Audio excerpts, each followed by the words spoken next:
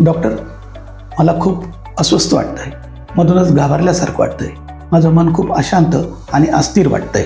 शरीराची किंवा मनाची छोटीशी तक्रारसुद्धा खूप मोठी असल्यासारखी वाटते. वेगवेगळ्या तपासण्यांमधले रिपोर्ट हे सगळे नॉर्मल येतात, परंतु तरीही आपल्याला मोठा कोणता तरी गंभीर आजार झालेला आहे असं सारखं मनामध्ये वाटत असतं. खरं तर यालाच अँक्झायटी असं म्हटलं जातं. माझ्याकडे अनेक असे पॅनिक अटॅक असलेले रुग्ण नेहमी येत असतात.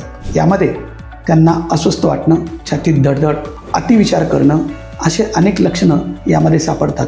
यामध्ये प्रचंड प्रमाणात मधून अधून जर मन अस्थिर झालं तर घामही जास्त येत असतो. हा त्रास मुख्यतः अतिसंवेदनशील स्वभाव, मानसिक कमजोरी आणि आत्मविश्वासाचा अभाव ही प्रमुख कारणे यामागील असतात. होमिओपॅथीमध्ये अशा रुग्णांचा पूर्ण स्वभाव, त्यामागची कारणे आणि त्याची प्रकट झालेली लक्षणे या सर्वांचा एकत्र अभ्यास केला जातो. रुग्णांचा तणाव आणि भावना समजून उपचार केल्यामुळेच हा उपचार पूर्णतः यशस्वी होतो. कोणत्याही गंभीर आजाराबरोबर जेव्हा अशी लक्षणे असतात त्यावेळेस मुख्य गंभीर आजार तर कमी होतोच, परंतु त्यासोबत असलेली ही सर्व प्रकारची अँक्झायटी उपचारानंतर अतिशय कमी वेळामध्ये पूर्णतः दुरुस्त होऊ शकते. जर तुम्हाला अशा प्रकारची लक्षणं दिसत असली तर शरीर आणि मन हे दोन्ही समजून घेणारी उपचार पद्धती तुम्हाला खूप अत्यावश्यक आहे आणि म्हणूनच यासाठी जरूर एखाद्या तज्ज्ञ होमिओपॅथिक डॉक्टरांचा सल्ला तुम्ही घेऊ शकता.